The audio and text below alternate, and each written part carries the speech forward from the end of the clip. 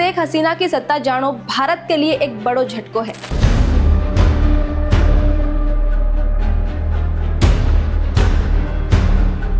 प्रदेश में गुस्साई भीड़ एक साथ कई आवामी लीग नेता और कार्यकर्ता का आवास और दुकाना में तोड़फोड़ कर रही है। बांग्लादेश में हिंदू अल्पसंख्यक भी भीड़ के निशाने पर आ गया है।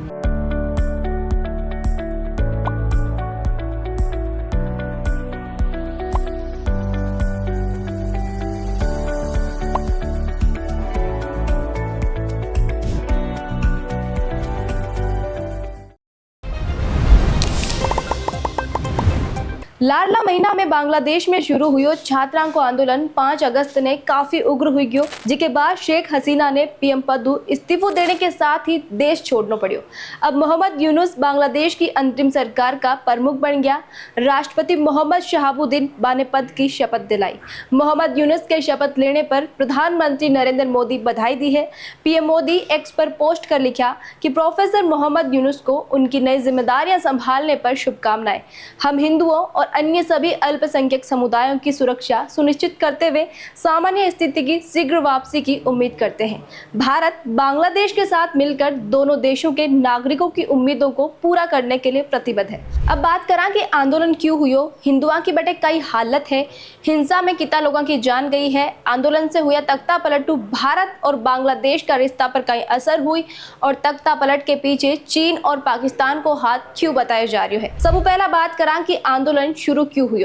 तो बांग्लादेश में अभी जो कुछ भी हो रही है की शुरुआत कुछ हफ्ता पहला सरकारी नौकरियां में आरक्षण की व्यवस्था में सुधार की मांग ने ले एक विरोध प्रदर्शन हुई है।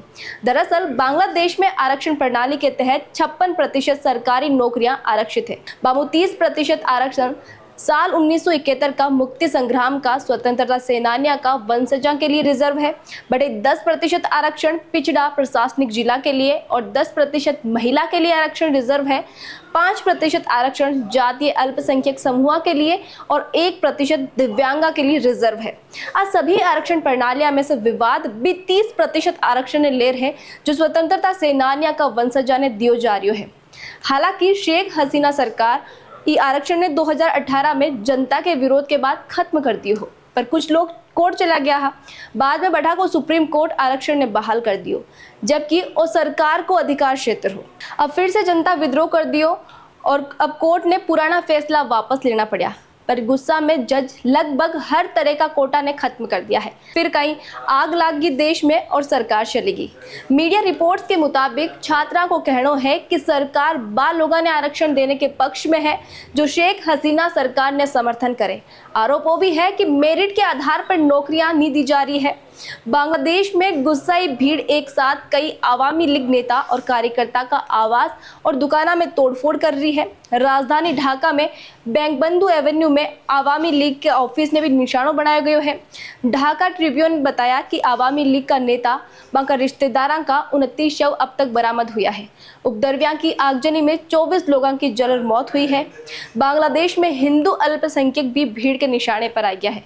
मीडिया रिपोर्ट के मुताबिक अभी तक हिंसा में लगभग 300 लोगों की मौत हो चुकी है।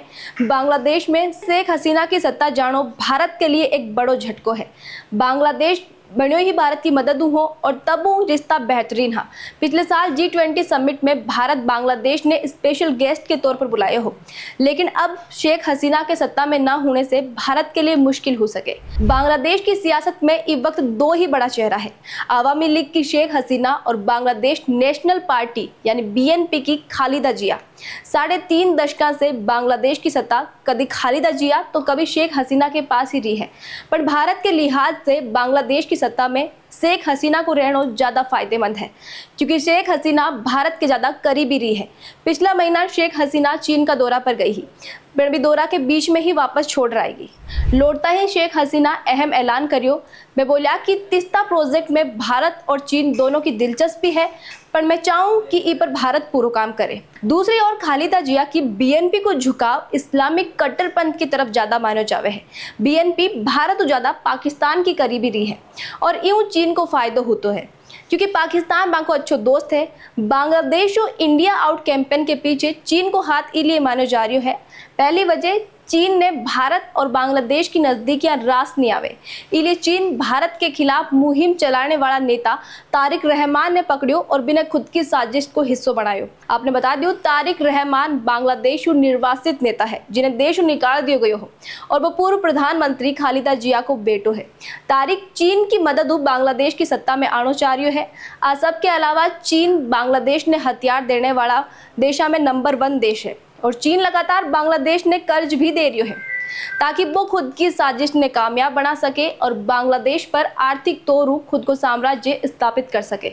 जानकारी के मुताबिक शेख हसीना सरकार के पास खालिद जिया का बेटा तारिक की साजिशा से जुड़ा सबूत भी है। प्रधानमंत्री शेख हसीना बोला भी है कि विरोध प्रदर्शन छात्रा द्वारा नहीं बल्कि आतंकवादियों द्वारा आयोजित करवायो जा रही है जो देश ने अस्थिर करना चाहे, पर वे सबूत अब कट मिली क्योंकि खुद शेख हसीना ने देश छोड़ने के लिए मजबूर कर दिया। और जी हालात में शेख हसीना ने देश छोड़ना पड़ियो है बाना देखता हुआ लागे कि मुश्किलों ही बेसबूता का प्रमाण जीवित हुआ।